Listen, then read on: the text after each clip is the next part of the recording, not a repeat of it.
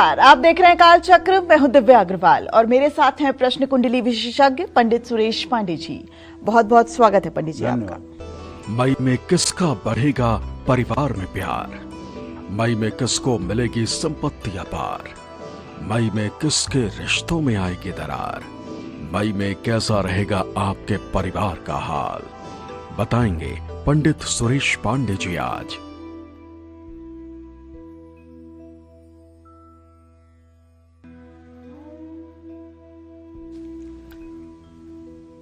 जी हाँ, मई का महीना आपकी आमदनी और कामकाज के लिए कैसा रहेगा ये तो पंडित जी ने आपको बता दिया था, लेकिन आज हम बात करेंगे आपके परिवार, शादी और आपकी सेहत की। राशि अनुसार मई का महीना आपके परिवार, आपकी मैरिड लाइफ और आपके सेहत के लिए कैसा रहने वाला है। मई से किस फैमिली मेंबर का साथ मिलेगा और किससे बिगड़ सकते हैं आपके रिश्ते। मई में कैसी रहेगी आपकी मैरिड लाइफ और कैसा बीतेगा आपका पारिवारिक जीवन, यही सब आज बताएंगे पंडित जी सुरेश पांडे जी आज आपको कालचक्र के माध्यम से। अब अपनी चर्चा को शुरुआत करते हुए सबसे पहले बात करते हैं मेष राशि की। मई में मेष राशि वालों की मैरिड लाइफ कैसी रहेगी, किस फैमिली मेंबर का साथ मिलेगा और किससे हो सकता है विवाद, क्या कहती है मई महीने की इनकी फैमिली और सेहत की भविष्यवाणी, आइए जानते हैं।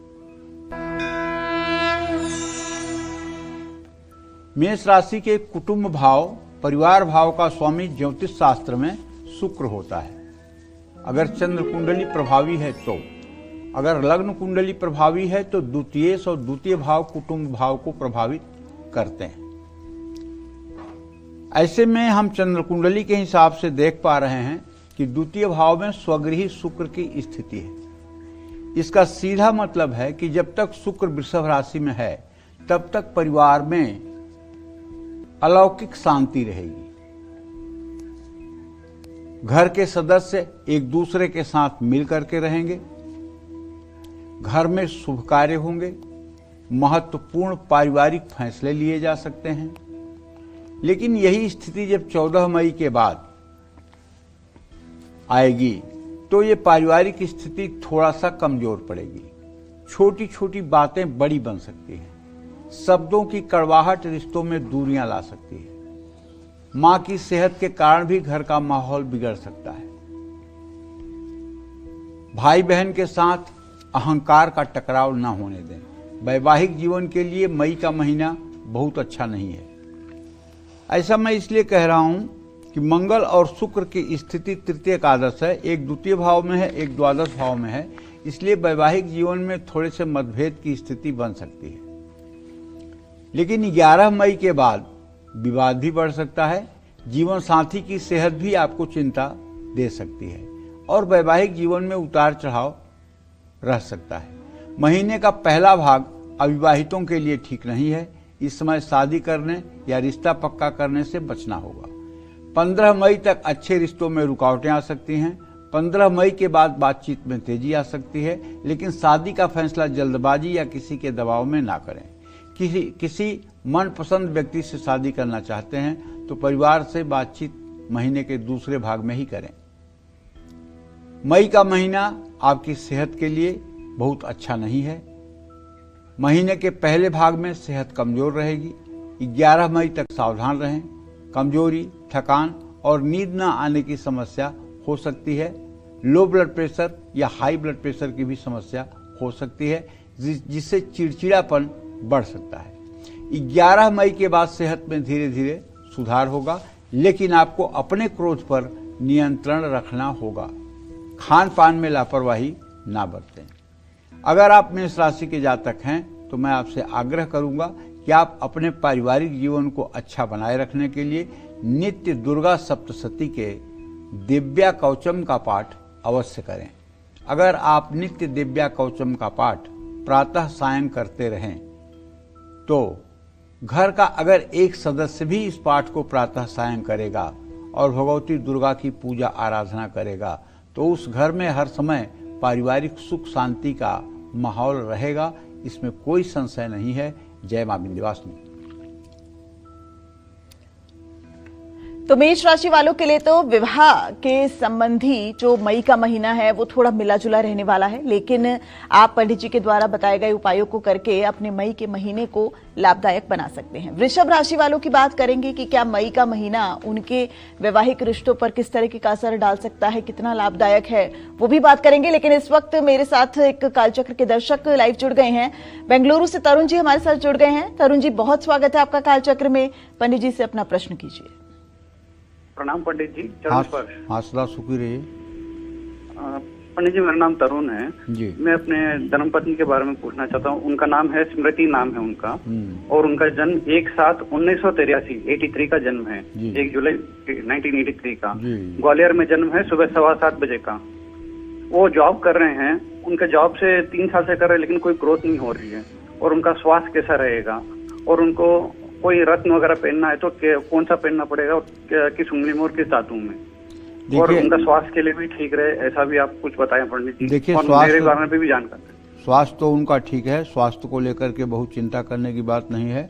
टैलेंट भी उनका ठीक है, लेकिन जो आपने प्रश्न किया है, उनके आजीविका भाव का स्वामी शनि अभी व्यय भाव में बैठा हुआ है, इसलिए अभी बहुत प्रोग्रेस होने की बात तो नहीं दिखाई दे रही है।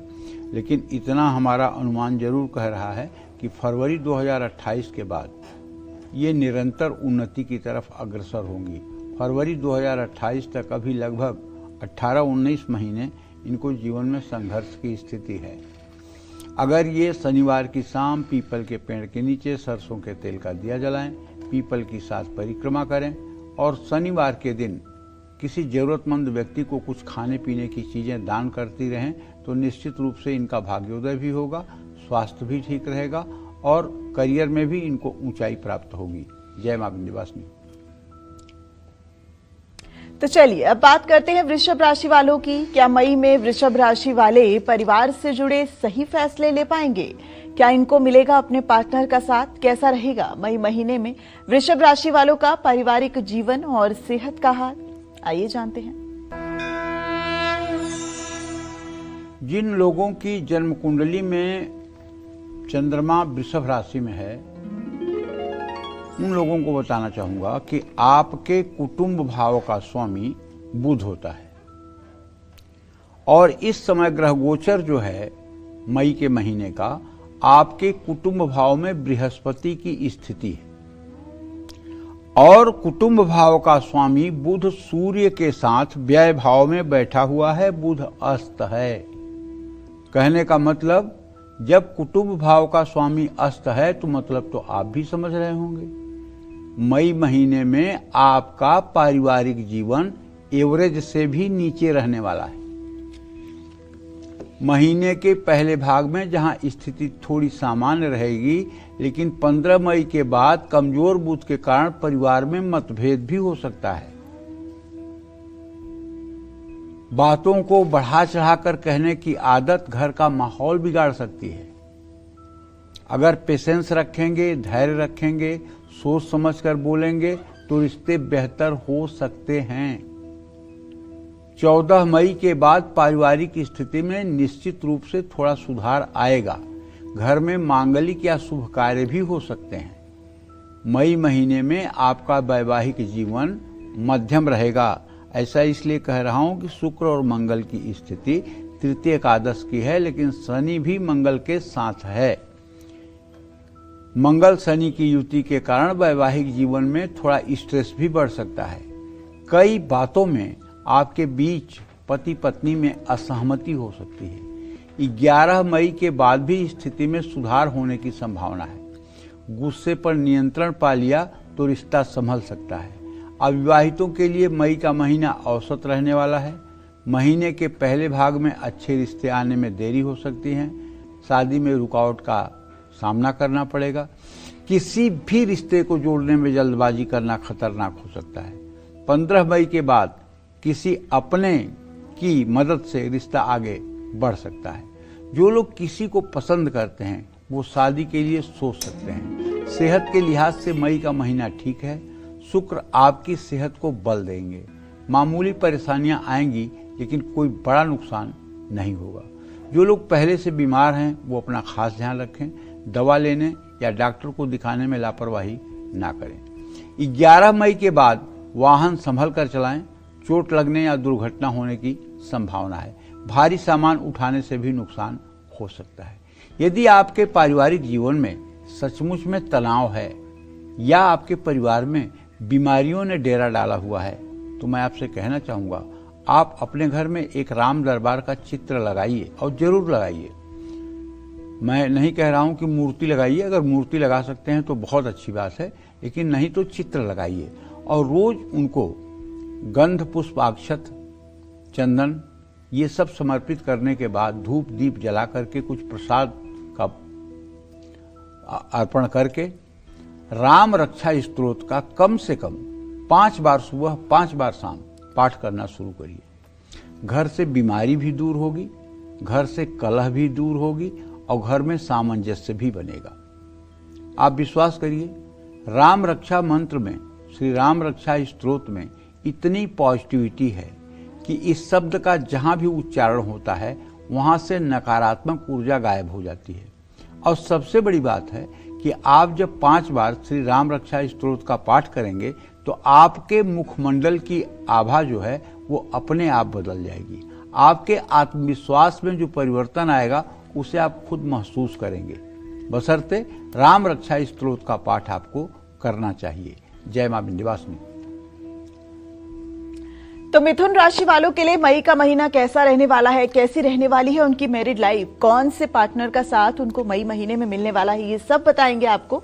लेकिन इस वक्त एक कालचक्र के दर्शक हमारे साथ जुड़ गए हैं। ज्ञानेंद्र जी हमारे साथ मध्य प्रदेश से जुड़ गए हैं। ज्ञानेंद्र जी, बहुत स्वागत है आपका कालचक्र में। पंडित जी से अपना सवाल कीजिए। पंडित जी राम राम। राम राम भैया। मेरी आयु लगभग 63 वर्ष के लगभग है जी। मैं अपने पुत्र के विषय में जानना चाहता हूँ जी। वो प्रेम विवाह कर रहे हैं, उनका जीवन कैसा रहेगा। और दूसरी प्रश्न ये है कि मेरा व्यापार ठीक नहीं चल रहा, केवल मतलब 5-6 साल से परेशान हूँ पंडित जी। आपके पुत्र का वैवाहिक जीवन बहुत ही सफल और बहुत ही अच्छा रहेगा, इसमें कोई दो राय नहीं है, क्योंकि बुध बृहस्पति तृतीय एकादश की स्थिति में हैं और ये स्नेहा दृष्टि का इत्साल है। इसका मतलब कि उनका होने वाला वैवाहिक जीवन बहुत ही सफल रहेगा और उनकी जोड़ी बहुत ही अच्छी है। दूसरा प्रश्न आपने अपनी आजीविका के बारे में किया है। इसके बारे में मैं बताऊं कि अभी नीच का चंद्रमा प्रश्नकाल में है और आपके 10वें भाव का स्वामी मंगल से द्वितीय द्वादस्थ है। आपकी योजनाएं धरातल पर कामयाब नहीं हो पा रही हैं। कहीं न कहीं डिसीजन मेकिंग पावर की कमी है। समय के हिसाब से आप अपने को बदल नहीं रहे हैं। जिस रास्ते पर पहले चल रहे थे उसी रास्ते पर टिके हुए हैं। समय के हिसाब से अपने को आप मॉडिफाई नहीं कर रहे हैं। मैं आपसे आग्रह करूंगा कि आपके जीवन में सही दिशा मिले, इसके लिए आपको कम से कम 7 दिन हनुमान चालीसा के 100 पाठ सुबह सुबह कर लेना चाहिए, बिना भोजन किए हुए। केवल चाय पी करके या कुछ फल खा करके हनुमान चालीसा के 100 पाठ 7 दिन तक कर लेना चाहिए। 7वें दिन लड्डू और तुलसी का पत्ता किसी हनुमान मंदिर में चढ़ाना चाहिए और उसके बाद नित्य 10 बार हनुमान चालीसा का पाठ करना चाहिए। ये अनुष्ठान अगर आपने 100 दिनों तक कर लिया तो आपके व्यवसाय में गति आ जाएगी और आपका जो शेष जीवन है सुखपूर्वक व्यतीत होगा। जय मां विंध्यवासिनी। तो मिथुन राशि वालों के इंतजार को बहुत जल्द खत्म करेंगे, लेकिन एक और कालचक्र के दर्शक हमारे साथ जुड़ गई हैं। पूर्णिमा जी हमारे साथ छत्तीसगढ़ से जुड़ गई हैं। पूर्णिमा जी, बहुत स्वागत है आपका कालचक्र में। पंडित जी से अपना सवाल कीजिए। जी पंडित जी प्रणाम। खुश रहो बेटा। पंडित जी, मेरा नाम पूनम मिश्रा है। मेरा जन्म तिथि 1994 का है जी। और पंडित जी मैं अपने बच्चों के बारे में पूछना चाहती हूँ। उन लोग का, मेरा बेटा है, उसका जन्म डेट है 11 फरवरी 2019 और षष्ठी तिथि था पंडित जी, और रात के 10:25। और बिटिया है मेरी पंडित जी, वो 12 नवंबर 2022 की है और चतुर्थी तिथि था पंडित जी, और रात में 1:23 की। तो पंडित जी मैं इन लोग के बारे में जानना चाहती हूँ, जैसे नक्षत्र ग्रहों के आधार पर इन लोग कैसे हैं, मतलब इन लोग का बेटे का कैसा भविष्य रहेगा? आपके बहुत अच्छा है, बिल्कुल चिंता करने की बात नहीं है। और और बेटी का भी भविष्य आपके बहुत अच्छा है, इसमें कोई दो राय नहीं। अभी ये बहुत छोटे बच्चे हैं, 6 साल का बेटा है, 3 साल की बेटी है।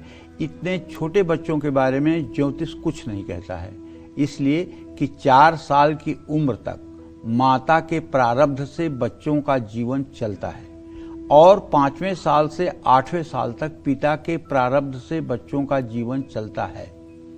अगर किसी बच्चे की कुंडली में दीर्घायु योग हो और उसके पिता की कुंडली में पुत्र मरण योग हो तो घटित पिता की कुंडली होगी, न कि बच्चे की।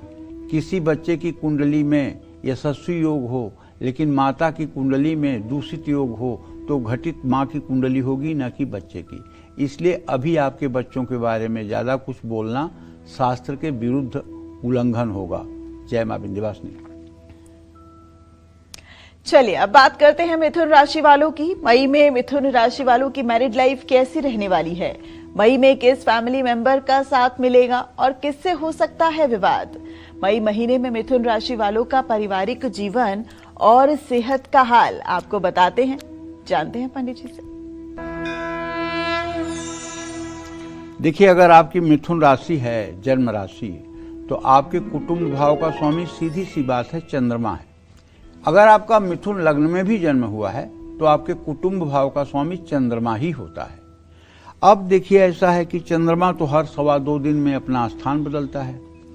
ऐसे में अगर देखा जाए तो आपके कुटुंब भाव से कुटुंब भाव का स्वामी सूर्य है, द्वितीय से द्वितीय, तो घर में तनाव और विवाद की संभावना तो बन रही है क्योंकि सूर्य चंद्रमा का षडाष्टक योग है। परिवार में सभी एक दूसरे का सहयोग करेंगे, लेकिन कब? 11 मई के बाद। मंगल का प्रभाव दूसरे भाव पर होने से बीच बीच में छोटी छोटी बातों में कलेश हो सकता है। कोई बड़ा विवाद नहीं होगा, आसानी से समस्याएं भी हल होंगी, लेकिन शनि और मंगल की जो युति है ये छोटे मोटे उतार चढ़ाव ला सकते हैं। मई महीने में मिथुन राशि के जातक अपने वैवाहिक जीवन में सुखी रहेंगे। बृहस्पति आपके रिश्तों को मजबूती प्रदान करेंगे और हाँ, एक दूसरे पर विश्वास बढ़ेगा। अविवाहितों के लिए भी मई का महीना बहुत अच्छा है।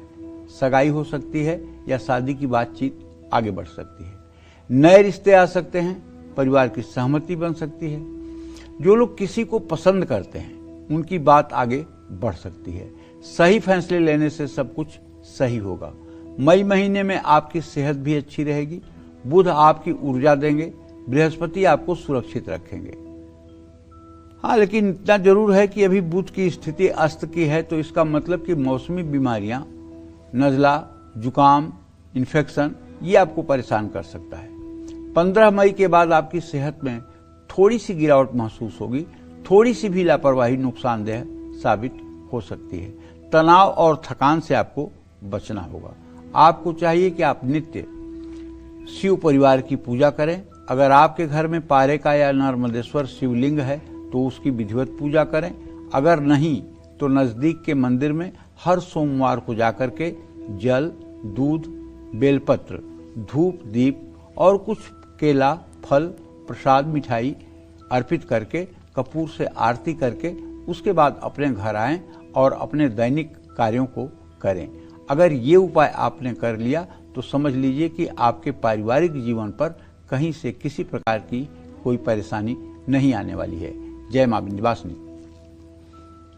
तो चलिए कर्क राशि वालों की बात करेंगे और मई का महीना इनके लिए कैसा रहने वाला है। कौन सा भाग मई का ऐसा है जब ये परिवार से जुड़े अपने अहम फैसले ले सकते हैं, ये तमाम बातें आपको पंडित जी बताएंगे। लेकिन इस वक्त एक दर्शक हमारे साथ जुड़ गई है, रश्मि जी हमारे साथ जुड़ गई हैं। रश्मि जी, बहुत स्वागत है आपका कालचक्र में, अपना सवाल कीजिए। गुरु जी, आपके चरणों में कोटि कोटि प्रणाम। हाँ, सुखी रहिए। जय मां विंध्यवासिनी। गुरु जी, मेरे 2 सवाल हैं। एक तो मेरा घर के विषय में है, एक बच्चे के विषय में है। मेरा छोटा सा एक मकान है और एक प्लाट है, उसको मतलब बेच के मुझे बड़ा घर लेना है गुरु जी। और बच्ची मेरी इस साल हाई स्कूल करी है, तो उसको किस क्षेत्र में तैयारी करवाएं? देखो, पहले प्रश्न का उत्तर तो यह है कि घर तुम्हारा हो जाएगा। हो सकता है कुछ समय लगे, लेकिन घर तुम्हारा तुम्हारे अनुसार हो जाएगा बेटा, इसमें कोई दो राय नहीं है। या तो ये स्थिति जून तक आगे बढ़ जाएगी, और अगर जून तक आगे नहीं बढ़ सकी तो फिर इस काम को होने में लगभग 7-8 महीने का समय लग सकता है, लेकिन ये मनोकामना आपकी पूरी हो जाएगी। दूसरी बात जो आपने अपने बच्ची के लिए पूछा है, तो उसके बारे में बताना चाहूंगा कि पंचम भाव का स्वामी बृहस्पति, उससे दसम भाव का भी स्वामी बृहस्पति है। आप अपनी बिटिया को अगर बीबीए एमबीए कराएं तो उसके करियर के लिए बहुत अच्छा होगा। बीबीए एमबीए की पढ़ाई उसके लिए बहुत अच्छी होगी और उसमें उसका अच्छा करियर भी बनेगा और वो अच्छा अपने जीवन में प्रदर्शन भी कर पाएगी। जय मां विंध्यवासिनी। तो कर्क राशि वालों के इंतजार को बहुत जल्द खत्म करेंगे, लेकिन वंदना जी इस वक्त सासाराम से हमारे कालचक्र की लाइव दर्शक जुड़ गई हैं, लाइव हमारे साथ जुड़ गई हैं। वंदना जी अपना सवाल कीजिए, स्वागत है आपका बहुत। प्रणाम पंडित जी। हाँ, सुखी रहो बेटा। आपके चरणों में कोटि कोटि प्रणाम पंडित जी, आपके बातों पर बहुत भरोसा है हमको। पंडित जी मेरे 3 सवाल है। पहला है मेरा बच्चा को लेकर। मेरा बेटा का नाम है आर्यन, उसका डेट ऑफ बर्थ है 16 दिसंबर 2016, दिन शुक्रवार, शाम को 7:45। पंडित जी पढ़ाई में बहुत कमजोर है, पढ़ाई में उसका मन ही नहीं लगता है, क्या करे उसके लिए, उसका भविष्य कैसा रहेगा पंडित जी? और स्वास्थ्य के लेकर भी बताइएगा, स्वास्थ्य से आगे आगे चलकर कैसा रहेगा। दूसरी सवाल है मेरा भाई, छोटा वाला भाई के लेकर।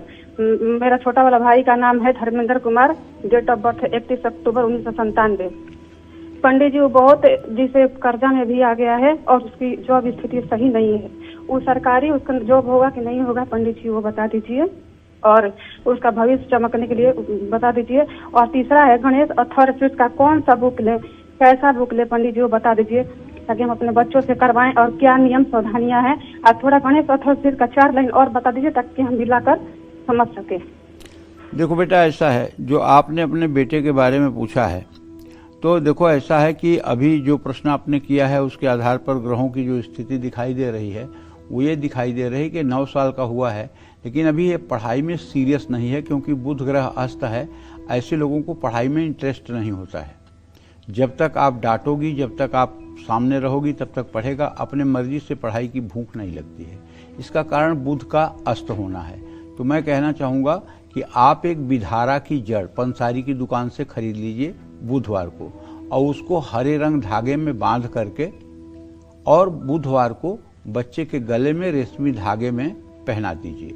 अगर विधारा की जड़ ये गले में धारण करेगा और रोज नहाते समय विधारा के जड़ का पानी इसके शरीर में लगेगा, तो इसका मेमोरी पावर स्ट्रांग होगा और पढ़ाई लिखाई में इसका मन लगेगा, थोड़ी शैतानी भी कम करेगा। जहाँ तक स्वास्थ्य का प्रश्न है, तो आप निश्चिंत रहिए, इसको कोई गंभीर बीमारी या कोई बड़े रोग, चोट चपेट की संभावना बिल्कुल नहीं है।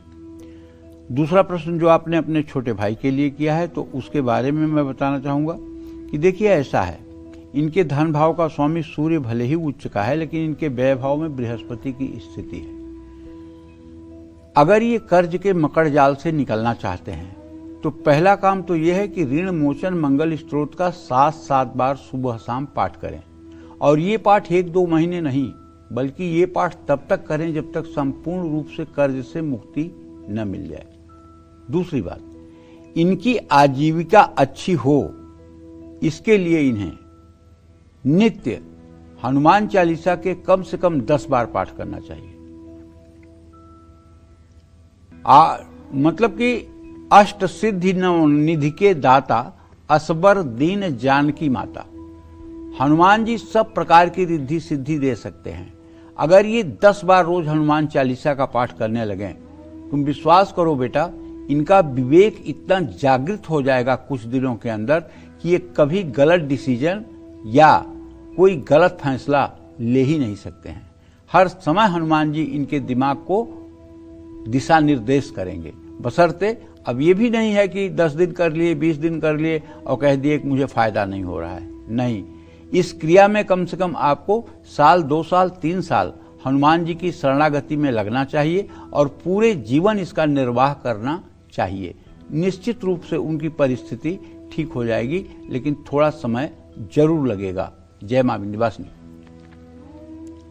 चलिए अब कर्क राशि वालों के इंतजार को खत्म करते हैं और जल्दी से बताते हैं कि मई का महीना कर्क राशि वालों के पारिवारिक जीवन और सेहत के लिए कैसा बीतेगा। आइए जानते हैं। जिन लोगों का जन्म कर्क राशि में या कर्क लग्न में हुआ है, उनके कुटुंब भाव का स्वामी सीधे सीधे सूर्य देव होते हैं।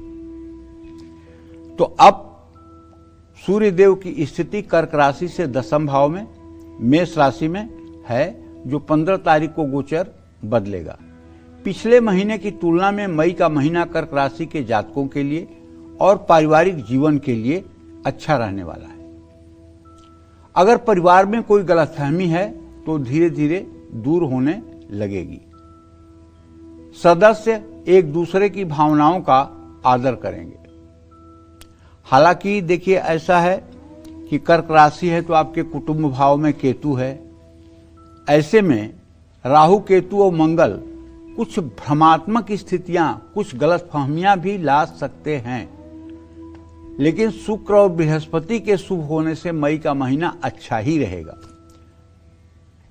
मई महीने में कर्क राशि वालों का वैवाहिक जीवन पहले से बेहतर रहेगा। कोई नई समस्या नहीं आएगी, लेकिन वर्तमान समस्याओं को नजरअंदाज करना ठीक नहीं होगा। 11 मई के बाद स्थिति में सुधार होगा। मंगल और शनि तनाव और विवाद में कमी लाएंगे। थोड़ी कोशिश से वैवाहिक जीवन में चल रहा मनमुटाव मिट सकता है। अविवाहितों के लिए भी मई का महीना अच्छा है। सगाई या शादी की बातचीत के लिए समय अच्छा है और परिवार की ओर से आपको हर तरह का सहयोग मिल सकता है। नए रिश्ते आ सकते हैं। शादी की ओर रिश्ता आगे बढ़ सकता है। सेहत के लिहाज से भी महीना अच्छा है। पुरानी स्वास्थ्य समस्याओं में सुधार होगा। कोई नई बीमारी होने की संभावना बिल्कुल नहीं है। चंद्रमा और बृहस्पति आपकी सेहत में सुधार लाएंगे। ऊर्जा, सूर्य आपको ऊर्जा प्रदान करेंगे, लेकिन किसी भी तरह की लापरवाही से बचना होगा। दिनचर्या का पालन करें। प्रातः काल उठें, स्नान करें, नित्य क्रिया से निवृत्त होकर सूर्य को अर्घ्य दें और अगर ज्यादा नहीं तो कम से कम 24 बार गायत्री मंत्र जरूर बोलें। उसके बाद भगवान शिव की पूजा उपासना करें। भगवान शिव की पूजा उपासना में अपनी तन्मयता बढ़ाएं, इससे आपका मंगल होगा। जय मां विंध्यवासिनी। मेष से लेकर कर्क राशि वालों की तो बात हो गई, तो चलिए अब बात करते हैं सिंह राशि वालों की। सिंह राशि वालों की मई में कैसी रहेगी मैरिड लाइफ और उनका कैसा रहेगा पारिवारिक जीवन, आइए जानते हैं।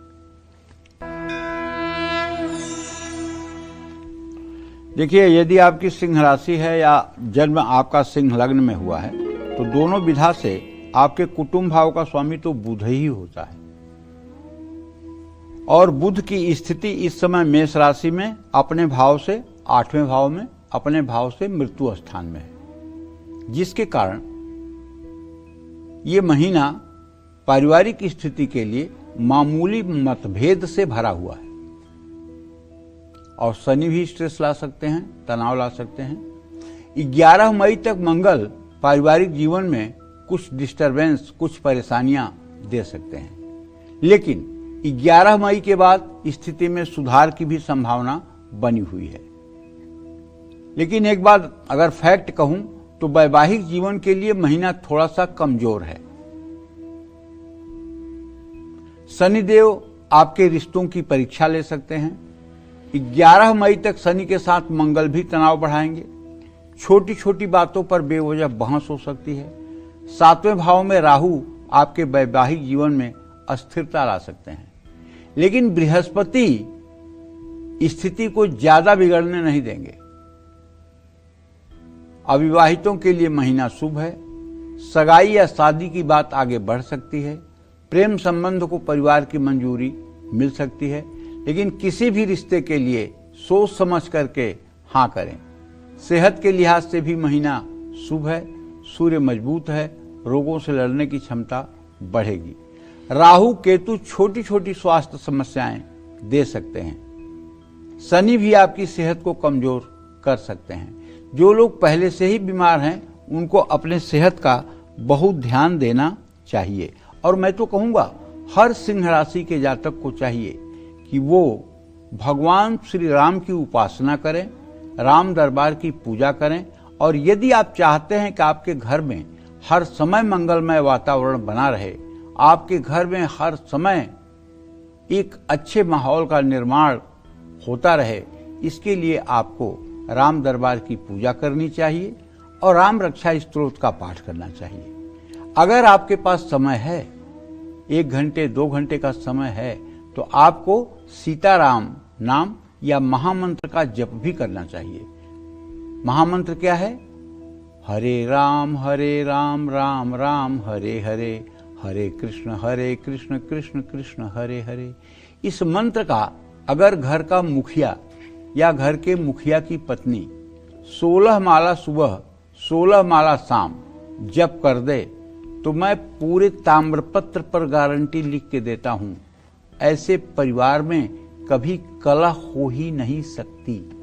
अगर एक सूखी रोटी रहेगी तो उसमें भी पूरा परिवार खुश रहेगा, प्रसन्न रहेगा और एक दूसरे का सहयोगी बना रहेगा। जय मां विंध्यवासिनी। तो क्या मई में कन्या राशि वालों को मिलेगा परिवार का साथ, ये जानेंगे। लेकिन इस वक्त कालचक्र के एक दर्शक हमारे साथ जुड़ गई हैं, अयोध्या से रूबी जी हमारे साथ जुड़ गई हैं। रूबी जी, बहुत स्वागत है आपका, अपना सवाल कीजिए। पंडित जी प्रणाम। हाँ प्रणाम बेटा। पंडित जी, मेरा 2 प्रश्न है मेरी बेटी को लेके और मेरी बेटी का जन्म है 22 मार्च 2015 रात 10:30 बजे को हुई है अयोध्या में। वो चल नहीं पाती और उसको चलाते वो डरती बहुत है और वो जब करते हैं तो रोने लगती है बहुत, अगर उसको चलाते हैं तो एक्सरसाइज करते हैं। और मेरा दूसरा प्रश्न है कि पंडित जी मेरा तलाक हो गया है, मेरी दूसरी शादी कब होगी? और एक लड़के से बात चल रही है, गुड्डू नाम है उनका, शादी की डेट रखा गया फिर मना हो गया, वो वहाँ पे होगा कि नहीं होगा पंडित जी? और मेरी शादी कब तक होगी? और वैवाहिक जीवन कैसा रहेगा? देखो ऐसा है रूबी, तुम्हारी पुत्री भाव में तो राहु बैठा हुआ है और बुध जो है वो अस्त है, तो तुम्हारी बिटिया तो थोड़ी सी आर्टिज्म की शिकार है और ये बाई बर्थ प्रॉब्लम है। इसको ये आर्टिज्म की शिकार है, इसे किसी सुयोग्य चिकित्सक को दिखाना चाहिए। और अगर तुम एक उपाय करो तो इसका भी लाभ मिलेगा। एक पीतल की बाल्टी में पानी भर करके और तांबे के लोटे से 24 लोटा पानी से गायत्री मंत्र बोलते हुए उसको स्नान कराओ। अगर ये उपाय आपने करना शुरू कर दिया तो महीने 2 महीने 3 महीने में इसका रिजल्ट दिखेगा। लेकिन ये मत सोचिएगा कि 10 दिन में चमत्कार हो जाएगा। इस नियम को अगर आप लागू रखोगे, पूरब मुँह करके उसको बैठा दो, स्वयं पश्चिम मुँह खड़ी होकर छोटा लोटा ले लो तांबे का और उससे गायत्री मंत्र बोलते हुए स्नान करवाना शुरू करिए और रोज उसको भोजन में तुलसी का पत्ता खिलाते रहिए। निश्चित रूप से राहत मिल जाएगी, लेकिन किसी चिकित्सक से भी परामर्श ले लेना चाहिए। देखो, जहाँ तक तुम्हारे रूबी विवाह का प्रश्न है तो मंगल और शुक्र की स्थिति तृतीय एकादश की है। तुम्हारे विवाह में अवरोध बहुत है। 2 मिनट के लिए तो सभी हाँ कर देते हैं, लेकिन बाद में फिर ना नुकुर की स्थिति बनती है। अगर तुम्हारा विवाह अभी शीघ्र होना होगा तो जहाँ तक मेरा अनुमान कह रहा है कि जून तक, 14 जून से लेकर के और 7 जुलाई के बीच में विवाह हो जाएगा। अगर 14 जून से 7 जुलाई के बीच में विवाह नहीं हुआ तो फिर तुम्हारे विवाह में कम से कम 1 साल का विलंब जरूर होगा। आपका विवाह हो जाए और आपका पारिवारिक जीवन फिर से ठीक हो जाए, इसके लिए आपको चाहिए कि नित्य प्रातः सायं किसी शिव मंदिर में जाना शुरू करिए। जल दूध बेलपत्र चढ़ा करके, धूप दीप जला करके भगवान शिव की पूजा आराधना करिए, कपूर से आरती करिए और मंदिर में ही बैठ करके कम से कम 10 माला नमः शिवाय का जप करिए। सकल मंगल मेटन हारी, भाव्यु मेट सकहि त्रिपुरारी। भगवान शिव जो है होनी को भी बदल सकते हैं। विवाह का योग आपके बहुत ही कम है, कम नहीं बहुत ही कम है, इसलिए खूब शिव आराधना करिए।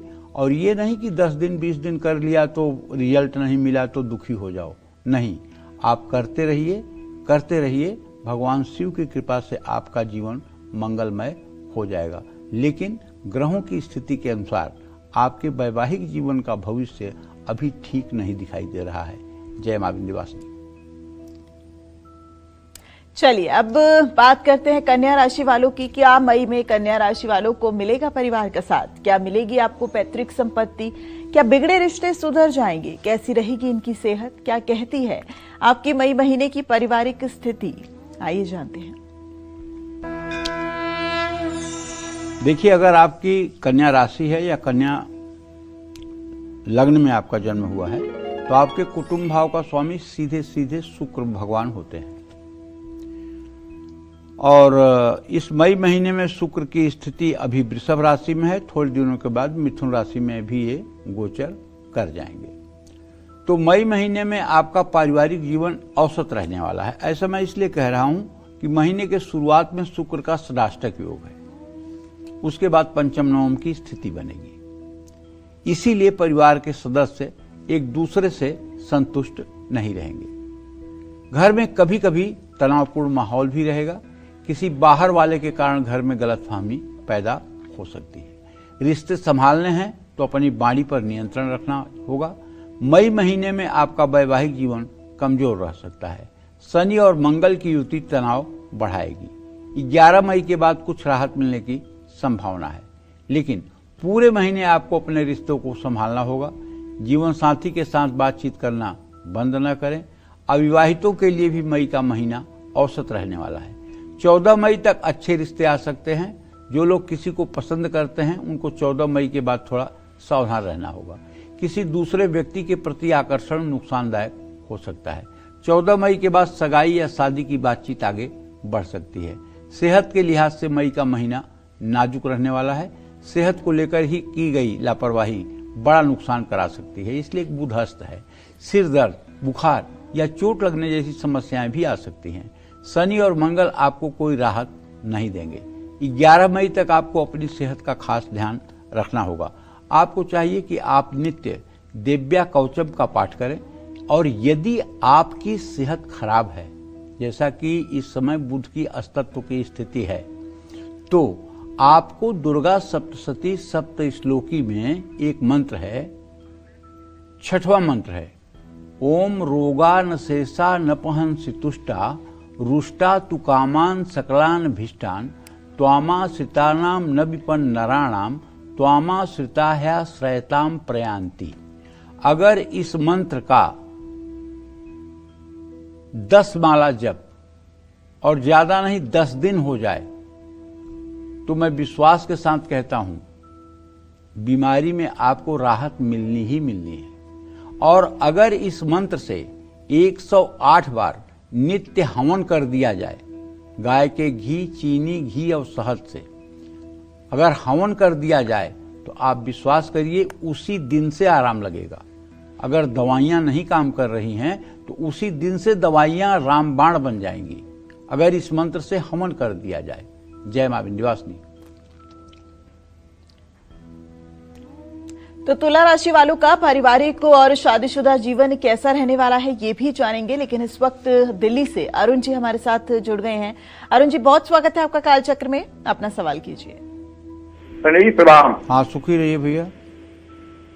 मैं दिल्ली से बोल रहा हूँ। पंडित जी, मेरा जो व्यापार जो है 3-4 साल से ठप पड़ा हुआ है। अपना डेट ऑफ बर्थ बताइए। हाँ जी, अपना डेट ऑफ बर्थ बताइए। मेरा वैसे तो मेरा डेट ऑफ बर्थ नहीं था, मगर हमने वैसे निकलवाया पंडित जी से पत्र में, तो 4 नवंबर 1965 का है मेरा। ठीक है, क्या जानना चाहते हैं? मेरा व्यापार बंद पड़ा हुआ है, ठप पड़ा। स्वास्थ्य मेरा बाईपास सर्जरी हो रखा है और व्यापार बिल्कुल नहीं चल रहा है। मंगल शनि दोनों व्ययभाव में बैठे हुए हैं। मंगल शनि दोनों व्ययभाव में बैठे हुए हैं। काफी दिनों से आपके जीवन में समस्या चल रही है और अभी भी समस्या में सुधार की कोई गुंजाइश नहीं दिखाई दे रही है। और बृहस्पति मंगल का भी चतुर्थ दशम योग है। ये शनि और ये मंगल दोनों आपको मतलब कि पूर्ण रूपेण बेरोजगार बनाए हुए हैं। सेहत भी आपकी बिल्कुल ठीक नहीं है और एकदम स्वस्थ नहीं है।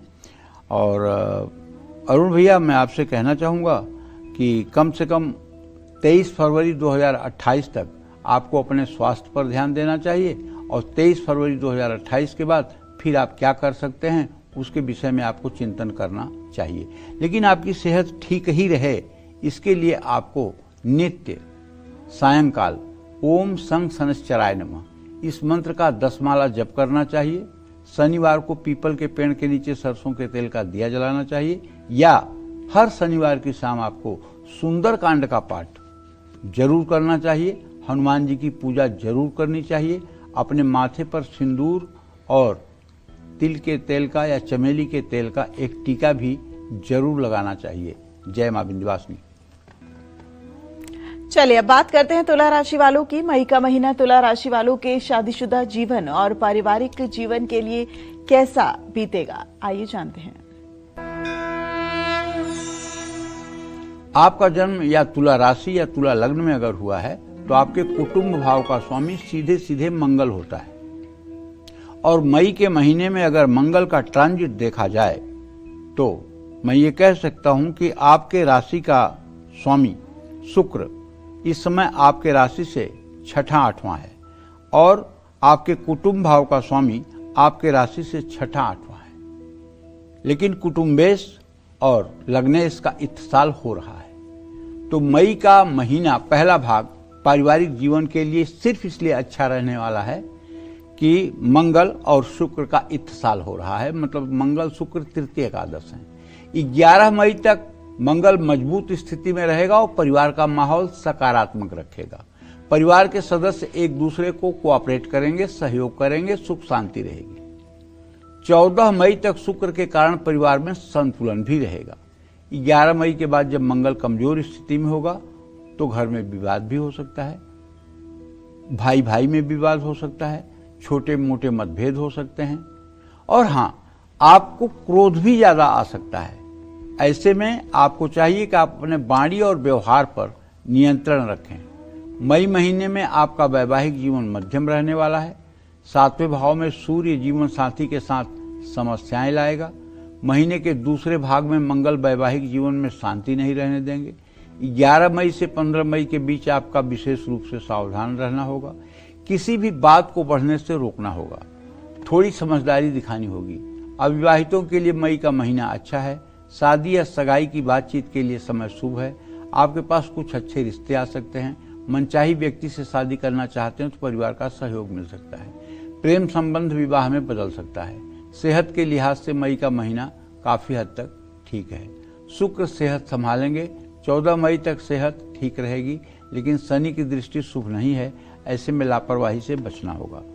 महीने के पहले हिस्से में चोट लग सकती है, लेकिन कोई बड़ी स्वास्थ्य समस्या नहीं होगी। हाँ, मैं आपसे ये कहना चाहता हूँ कि आपको चाहिए कि नित्य आप अपने घर में प्रातःकाल स्नान करके और पूजा उपासना से निवृत्त होने के बाद किसी गौशाला में जाएं और वहाँ गाय को गुड़ और रोटी खिलाएं। ये उपाय अगर आपने हर मंगलवार कर दिया तो आप मान के चलिए कि आपका पारिवारिक जीवन अच्छा ही रहने वाला है। जय मां विंध्यवासिनी। तो पंडित जी, वृश्चिक राशि की बात करें उससे पहले एक छोटा सा सवाल। आप हमेशा कहते हैं नेचर और सिग्नेचर नहीं बदलता, लेकिन आज हम चूंकि शादीशुदा और पारिवारिक जीवन की बात कर रहे हैं, कौन सी ऐसी बात जो कपल्स को बहुत ध्यान रखनी चाहिए? और चूंकि हम बहुत सारी राशियों में देख रहे हैं कि बहुत ज्यादा संतुलन नजर नहीं आ रहा, मतभेद नजर आ रहे हैं, तो इन सभी चीजों को जो आप उपाय बता रहे हैं वो तो दूर करेंगे ही, लेकिन उसके बाद भी नेचर का ऐसा कौन सा फीचर है जो बहुत ज्यादा ध्यान में रखें और अपने वैवाहिक और पारिवारिक जीवन को संतुलित बनाए रखें? विवाह जब होने लगता है बेटा तो सप्तपदी नाम की वचन होती है। कन्या पति से 7 वचन लेती है और पति कन्या से 5 वचन लेता है। जब इन वचनों पर सहमति बनती है तो कन्या कहती है वामांग मायामि तदा त्वदीयम करोति कन्या वचनम चतुर्थकम। मैं आपके वामांग में तब आऊंगी जब आप मेरा ये कहना मानेंगे। तो जैसे कन्या कहती है कि आप कमा करके पुरुषार्थ करके अपने माता पिता भाई बहनों की परवरिश करेंगे और जो भी नया काम आप करेंगे, कुछ खरीदेंगे या कुछ नया करेंगे, उसमें आप मेरी सहमति लेंगे, ठीक है? और आप मतलब कि हमें धर्म कर्म करने में हर जगह सहयोग देंगे। आप जो भी धार्मिक कार्य करेंगे उसमें हमें सम्मिलित रखेंगे। आप मेरे अलावा दूसरे किसी स्त्री की तरफ आंख उठाकर नहीं देखेंगे। तो ऐसे ऐसे मतलब कि 7 वचन कन्या कहती है। बालक भी कहता है कि देखो जब तक मैं घर पर हूँ तब तक तुम ब्यूटी पार्लर में जाओ, जब मैं परदेश में चला जाऊँ तो तुम्हें सजना संवरना बंद करना चाहिए। ये भी कहता है कि तुम्हें हमारे माता पिता का भी सम्मान करना चाहिए। और अंतिम बात जो लड़का कहता है, तो दीय चित्तानुगतश्च चित्तम सदा मदाज्ञा परिपालनम च, अपने चित्त को मेरे चित्त के अनुसार बनाओ, सदा मदाज्ञा परिपालनम च, और मेरी शुभ आज्ञाओं का पालन करो। तो आज के परिवेश की बात कर रहा हूँ। आज के 40 साल पहले का भारत तो कहने की जरूरत ही नहीं थी, अच्छा नहीं सुपर से ऊपर अच्छा था। चाहे मोटी हो लड़की, चाहे काली हो, चाहे छोटी हो, चाहे नाटी हो, चाहे लड़का छोटा नाटा मोटा हो, शादी हो गई तो निर्वाह होना ही है पूरे जीवन। लेकिन आज की परिस्थिति में मैं आपको बता दूं, पहला काम है कि पति और पत्नी के बीच में कोई दुराव या छिपाव नहीं होना चाहिए। पता लगा कि पति अपने मोबाइल का पासवर्ड अलग लगा के बैठा है और पत्नी अपने मोबाइल का पासवर्ड अलग लगा के बैठी है, न वो अपना पासवर्ड उनको दिखा रहे हैं, न वो अपना पासवर्ड उनको दिखा रहे हैं। यहीं से जहर घुलना शुरू होता है। अगर आप अपने वैवाहिक जीवन को सुखी और सफल बनाना चाहते हैं तो पति और पत्नी के बीच में रंच मात्र का भी कोई छिपाव और दुराव नहीं होना चाहिए। सच्चाई और ईमानदारी बहुत जरूरी। ईमानदारी और सच्चाई बहुत जरूरी। जी, बहुत शुक्रिया पंडित जी। और चलिए अब वृश्चिक राशि वालों के इंतजार को खत्म करते हैं। मई में वृश्चिक राशि वालों की मैरिड लाइफ कैसी रहेगी, मई में किस फैमिली मेंबर का साथ मिलेगा और किससे विवाद हो सकता है, आइए जानते हैं। मई के महीने में पहली बात तो ये कहूंगा कि वृश्चिक राशि हो या वृश्चिक लग्न, कुटुंब भाव का स्वामी बृहस्पति ही होता है। और अच्छी बात है कि आपके कुटुंब भाव को कुटुंब भावेश बृहस्पति पूर्ण दृष्टि से देख रहा है। तो मई के महीने में आपका पारिवारिक जीवन तो ठीक ही रहने वाला है। बृहस्पति आपको मिला जुला फल देते रहेंगे। परिवार में किसी बड़ी परेशानी की संभावना नहीं है। छोटी मोटी परेशानियां तो जीवन है तो आता रहेगा।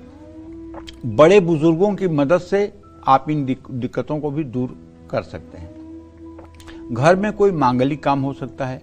11 मई तक शनि और मंगल की युति आपके गृहस्थ जीवन में थोड़ा स्ट्रेस ला सकती है। राहु भी शुभ नहीं है, ऐसे में धैर्य रखना होगा और समझदारी दिखानी होगी। मई महीने में आपका वैवाहिक जीवन औसत रहने वाला है। अहंकार, एक दूसरे पर आरोप लगाना और झूठ आपके रिश्तों को, आपको एक दूसरे की सेहत का भी ध्यान रखना होगा। जीवन साथी को नजरअंदाज करना आपके रिश्ते के लिए ठीक नहीं है। अविवाहितों के लिए मई का महीना बहुत अच्छा नहीं कहा जा सकता।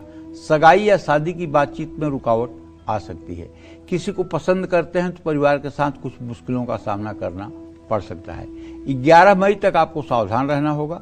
विवाद या गलतफहमी से बचना होगा। शादी करने के लिए महीना ठीक नहीं है। सेहत के नजरिए से महीना औसत है। 11 मई तक शनि मंगल की युति समस्याएं बढ़ा सकती है। मौसमी बीमारियां, सिरदर्द, बुखार से आपको परेशानी होगी। 11 मई के बाद सेहत में सुधार की संभावना बनी हुई है। बस आपको चाहिए कि आप बृहस्पतिवार को केले के पेड़ में जल और हल्दी डालते रहें। केले के पेड़ के नीचे थोड़ी सी चने की दाल और गुड़ का भोग लगाएं, एक दिया जलाएं और बाद में वो चने की दाल और गुड़ किसी गाय को खिलाएं। ये उपाय अगर आपने कर लिया तो आप मानिए कि आपने हिमालय पे झंडा फहरा दिया। अब आपके घर में कोई तनाव नहीं होने वाला है। जय मां विंध्यवासिनी। तो चलिए वृश्चिक के बाद अब बात कर लेते हैं धनु राशि की। मई महीने में धनु राशि वालों का पारिवारिक जीवन सुख से बीतेगा या मुश्किलों से। साथ ही इस महीने के सदस्य से मिल सकता है साथ और किससे हो सकता है विवाद। क्या कहता है इनका पारिवारिक जीवन और सेहत भविष्यवाणी, आइए जानते हैं। देखिए, आप धनु राशि या धनु लग्न में पैदा हुए हैं तो आपके कुटुंब भाव का स्वामी सीधे सीधे शनिदेव महाराज ही होते हैं। ऐसे में धनु राशि के जातकों का पारिवारिक जीवन इसलिए कमजोर रहेगा कि शनिदेव की स्थिति अपने भाव से तृतीय है मंगल के साथ। शनि के शुभ न होने से आपको समस्याओं का सामना करना पड़ सकता है। 11 मई तक जो शनि मंगल की युति है ये आपके पारिवारिक जीवन में कलेश बढ़ा सकती है। परिवार के सदस्यों में असंतोष और नाराजगी बढ़ सकती है। परिवार में छोटी छोटी बातों को लेकर विवाद संभव है। 11 मई के बाद स्थिति में सुधार होगा। धैर्य रखना बहुत जरूरी होगा। इस महीने पारिवारिक कार्यों में भी रुकावट आने की संभावना है। वैसे देखा जाए तो वैवाहिक जीवन आपका ठीक रहेगा। बुध आपका तालमेल बनाए रखेंगे। बृहस्पति आपके रिश्ते को मजबूत बनाने का काम करेंगे। अविवाहितों के लिए मई का महीना औसत रहने वाला है। सगाई या शादी की बातचीत आगे बढ़ सकती है, लेकिन किसी निष्कर्ष में पहुंचने में तकलीफ होगी। जल्दबाजी में शादी के फैसले लेना ठीक नहीं होगा। मई महीने में आपकी सेहत का साथ मिलेगा। शनि की दृष्टि के कारण आपको अपने खान पान पर ध्यान देना होगा।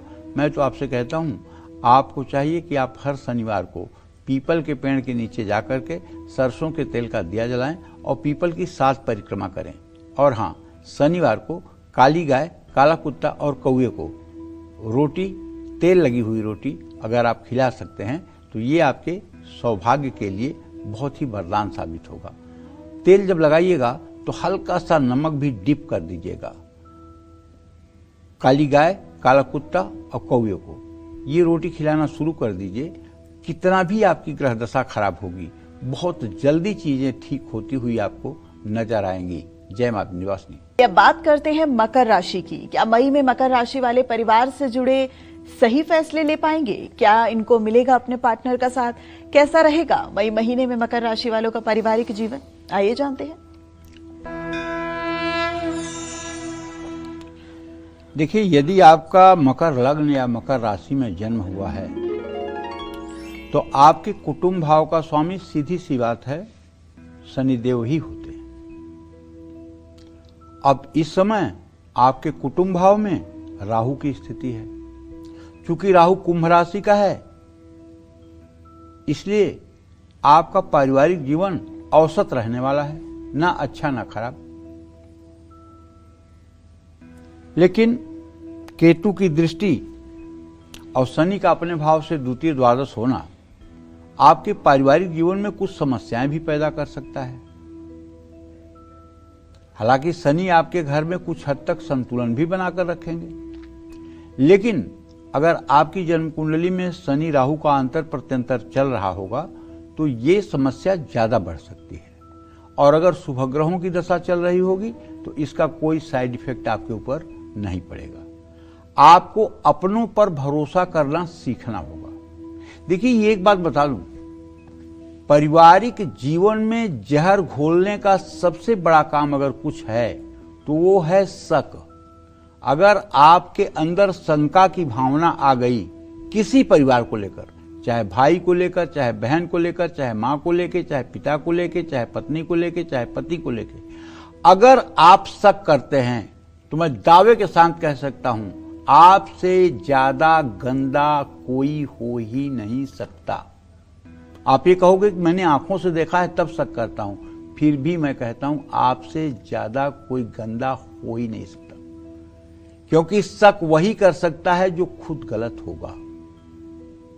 आदमी अपने जैसा ही दूसरों को देखता है, इसलिए हर आदमी को चाहिए कि कम से कम रामचरितमानस में लिखा हुआ है, भगवान शिव माता पार्वती से कहते हैं, उमा जे राम चरण रत विगत काम मद क्रोध, निज प्रभुमय देखहि जगत केहिसन करहि विरोध। अगर ये पूरा संसार भगवान का ही रूप है तो हम अपने प्रभु से दुश्मनी कैसे करेंगे? हम अपने प्रभु के विरोध में कैसे जाएंगे? तो आप अपने परिवार के सदस्यों को भी भगवान का रूप माने। और शक करने की प्रवृत्ति जहर घोल देती है पारिवारिक जीवन में। तो महीने के दूसरे भाग में भी घर में परेशानियां आ सकती हैं। वैवाहिक जीवन के लिए मई का महीना औसत रहेगा। महीना का पहला भाग ठीक रहेगा, लेकिन 11 मई के बाद मंगल के कारण जीवन साथी के साथ कलेश हो सकता है। अविवाहितों के लिए भी महीना ठीक नहीं है। शादी पक्का होने या रिश्ता आगे बढ़ने में शंका है। मई महीने में आपको सेहत को लेकर लापरवाही नहीं करनी चाहिए। गाड़ी चलाते समय बहुत सावधान रहना होगा। चोट लग सकती है, गले या नसों में भी तकलीफ आपको हो सकती है। मैं तो आपसे यही कहूँगा कि देखिए, आपको विष्णु सहस्त्र नाम का रोज पाठ करना चाहिए, राम कृष्ण हरि की पूजा करनी चाहिए। इसी से आपका जीवन दिव्य हो जाएगा। जय मां विंध्यवासिनी। चलिए, अब मकर के बाद बारी कुंभ राशि वालों की। मई का महीना कुंभ राशि वालों के शादीशुदा जीवन और पारिवारिक जीवन के लिए कैसा रहने वाला है, आइए जानते हैं। कुंभ राशि के जातकों को बताना चाहूंगा कि कुंभ राशि या कुंभ लग्न अगर आपकी है तो आपके कुटुंब भाव का स्वामी बृहस्पति ही होता है। ऐसे में आपको पारिवारिक जीवन अच्छा रहेगा। बृहस्पति आपको सहयोग करेंगे। 11 मई तक मामूली तनाव हो सकता है। 11 मई के बाद परिवार के माहौल में काफी सुधार होगा। घर में शुभ कार्य होंगे, सुख सुविधाएं बढ़ेंगी। वैवाहिक जीवन के लिए महीना शुभ रहेगा। संबंधों में सुधार होगा। एक दूसरे को बेहतर तरीके से समझने का समय मिलेगा। लेकिन आपके राशि में राहु है, आपके सप्तम भाव में केतु है, तो ये मामूली सा उतार चढ़ाव भी देखने को मिलेगा। अविवाहितों के लिए महीना बहुत अच्छा है। सगाई और शादी की बातचीत आगे बढ़ाई जा सकती है। परिवार का आपको शादी के लिए सहयोग मिलेगा। सेहत के लिहाज से भी महीना ठीक है। पुरानी स्वास्थ्य समस्याओं में सुधार होगा। कोई नई बीमारी नहीं होने की संभावना है। बृहस्पति से सहयोग आपको सेहत का मिलता रहेगा। बस आपको नित्य भगवान श्री हरि विष्णु की पूजा करनी चाहिए। ओम नमो भगवते वासुदेवाय या विष्णु सहस्रनाम या गोपाल सहस्रनाम का पाठ करना चाहिए। जय मां विंध्यवासिनी। और मीन राशि वालों की बात करें उससे पहले कालचक्र के दर्शक हमारे साथ जुड़ गए हैं। नोएडा से सुधा जी हमारे साथ जुड़ गई हैं। सुधा जी, बहुत स्वागत है आपका कालचक्र में। पंडित जी से अपना प्रश्न कीजिए।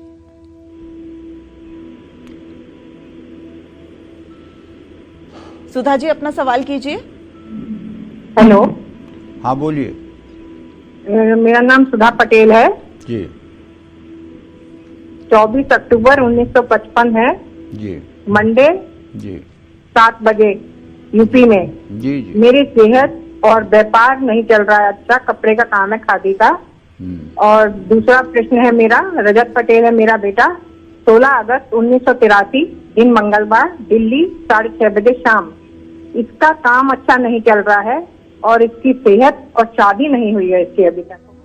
पहली बात तो मैं आपको बता दूं देवी कि आपकी उम्र अब 71 साल की हो गई है और आपके दसम भाव का स्वामी मंगल और आपके प्रश्न लग्न का स्वामी शनि दोनों की युति है।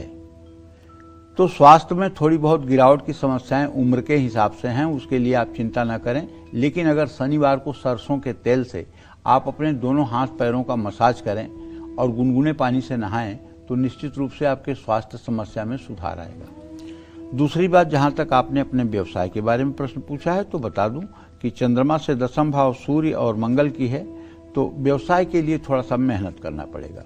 बेटे के विवाह में अभी भी विलंब की स्थिति बनी हुई है।